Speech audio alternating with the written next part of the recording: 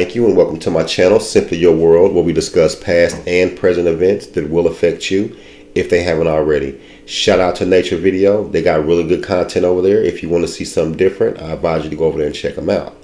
If this is your first time to my channel, I want to say thank you and I definitely appreciate it. If you've been here before, you know I don't like to speak too long before I get into the content. So with that being said, I definitely want to say that y'all thought it was a game, didn't you? Y'all thought there was no possible way that the powers that be would put robots in someone's C-shot or their jab, right? This is a theory. This has not been proven. But this right here is not helping the case of the people who were had a conspiracy or thought of a conspiracy theory of them putting robots or chips in your C-shot. Please watch this video, and I'm going to come in as the video plays, maybe toward the end of the video, because this is so telling. I may not even speak during this video, but I'm going to come in with my commentary toward the end to give you more of a visual and give you more content to drive this point home. So with that being said, let's get started.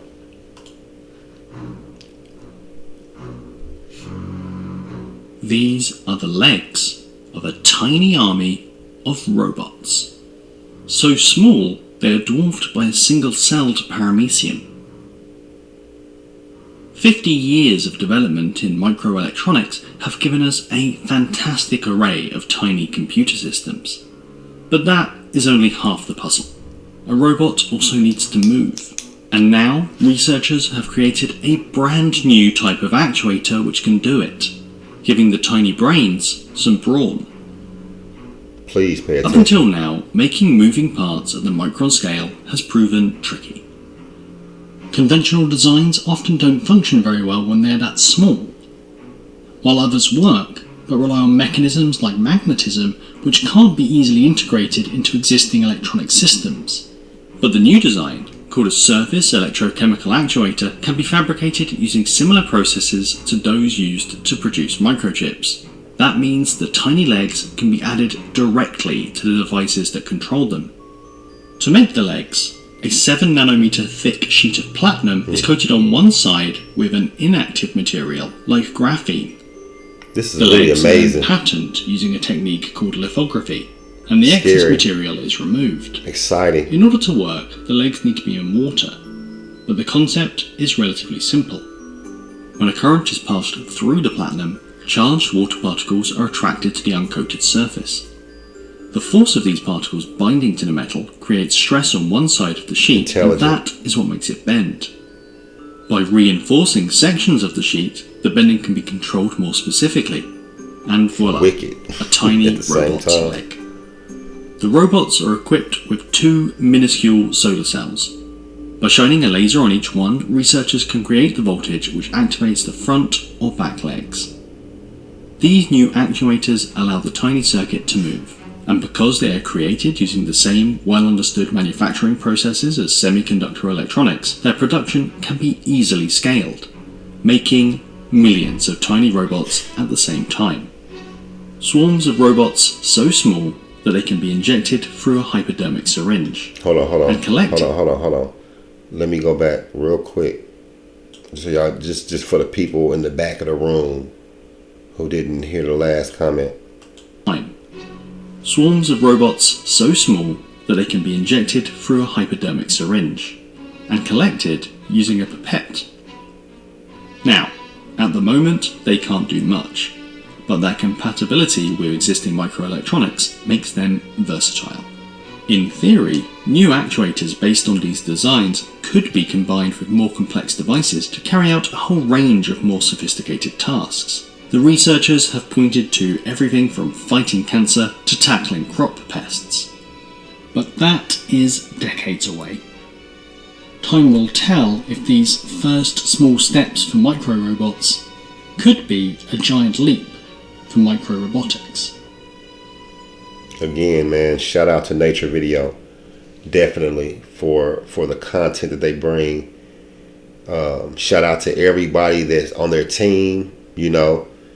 Shout out to just anybody that's associated with Nature Video, man, because they have a lot of good content over there.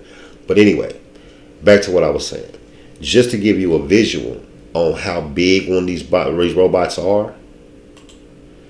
You remember in the video when it showed you I think it was the grain of salt right here, and down at the bottom of the screen, bottom right, you see the 100 UM. The UM is a symbol for nanometer.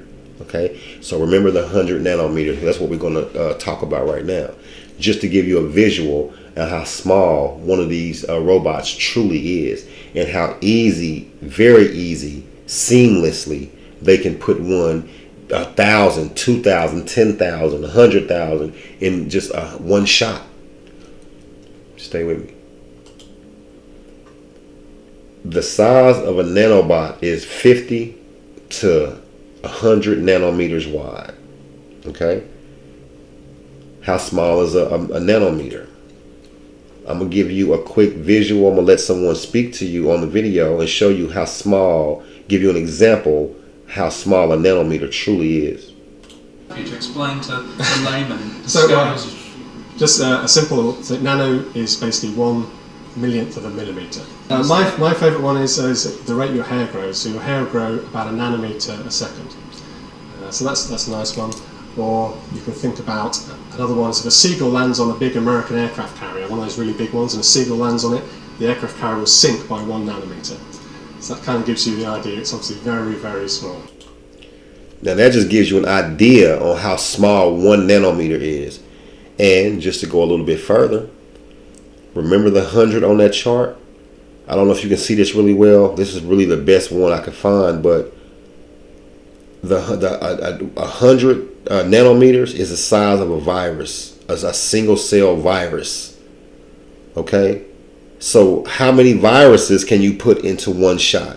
So if you say, well, B, you can't put no robots in no shot, that's absurd. Ask yourself, how many viruses can you put into one shot then? And if you give me, come back with any number on that, that's the exact number that you can put inside of a shot. I mean, a needle for any type of injections you like to use. Okay, so I'm bringing all this up to say this. There's so many things going on around us that we are paying absolutely no attention to.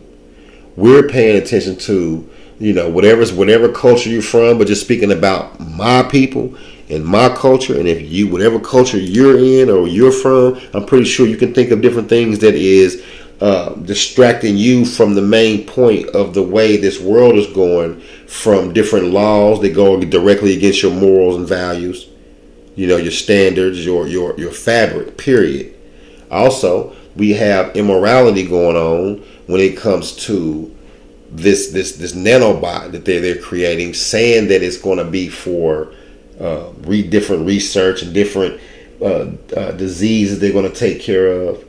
But then I look on the other end, think about all the problems they could cause. Think about how they can stop your heart. Think about how they can collect your thoughts. You be like, B, man, ain't no way they can collect your thoughts, man. What are you talking about? How would you even come up with a thought like that? That's absurd. All right. So I'll take you over here to this. This is how a nanobot takes over a cell. One single nanobot is the size of one virus. Okay, and a virus. Oh, let me go back.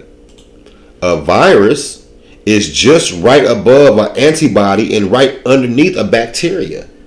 So think about this. That's how small that is. So this is how a nanobot takes over your body. Now, hold on. What I'm saying is before I went there is this. First, let me expand my screen real quick. Let me pause that. Let me expand my screen so y'all can get a really good visual on this, right?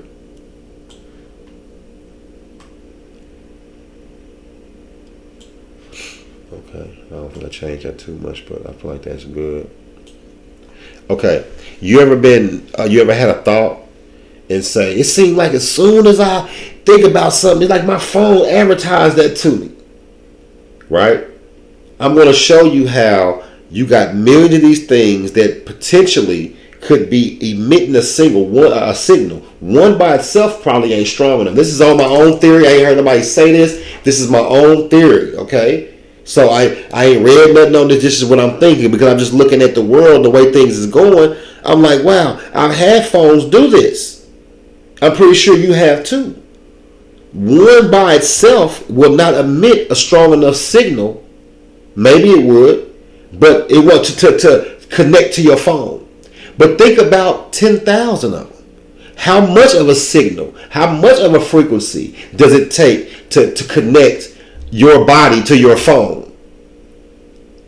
You know, I know you probably never thought about that. If you have thought about it, you probably thought it was just a figment of your imagination, a movie, or whatever the case is. I'm going to play this little quick 1 minute and 13 second clip, and I'm going to show you how real it is. As a matter of fact, if you want to check it out, it comes from newsin3d.com. So if you definitely want to go over there and check it out in more detail, you can go check them out too. So here we go.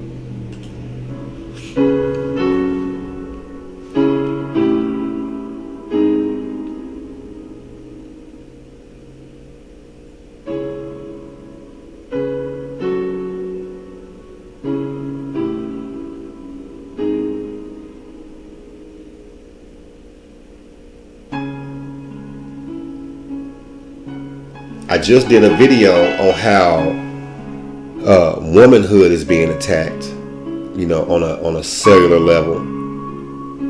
Now I'm going to show you how everyone is being attacked on a cellular level. Now let's read that. It says, I can't get that off the screen, but anyway, it says, what you see here is a nanobot encapsulating a neuron or a synapse. A synapse is a space in between your neurons or your neurons that transmit different thoughts, feelings, dopamines, anything that make you feel emotions. That's what a synapse is. Okay, that's just a really rough overview of that.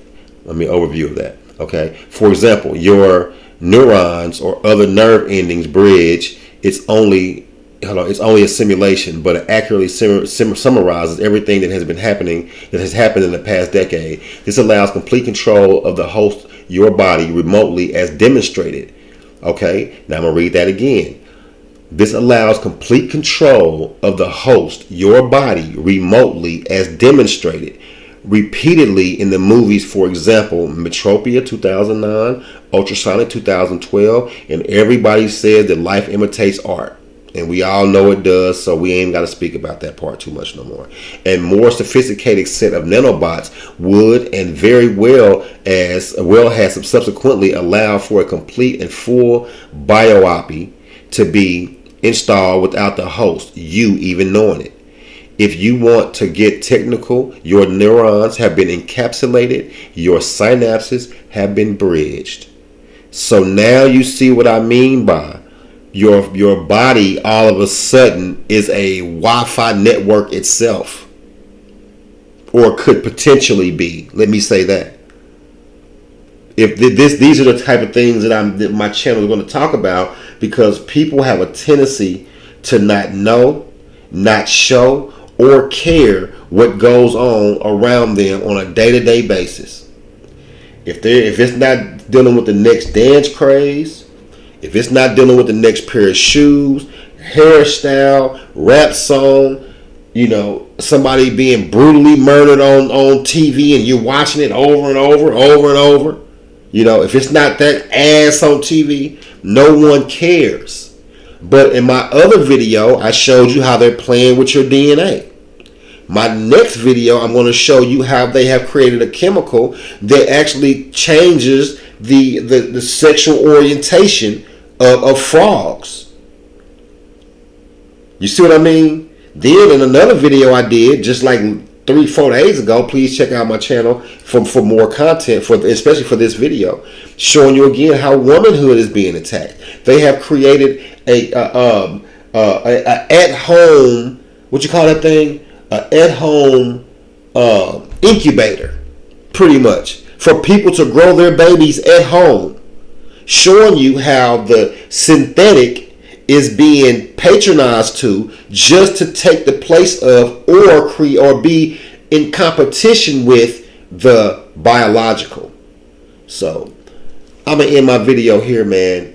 I'm just letting y'all know that yes, 9 times out of 10 it was a chip in your shot. So if you got it, you should feel silly. That's my own opinion. Okay, but again, maybe not, because I probably got it in me through my drinking water, through my favorite juice I like to drink, through the favorite food I like to eat. We don't know what type of heat temperatures they take. Everybody has complained about their phone seemingly reading their thoughts. I'm going to keep digging on that and just to find more information just to drive my point home. But anyway, man, until next time, y'all enjoy yourself and you have a good night.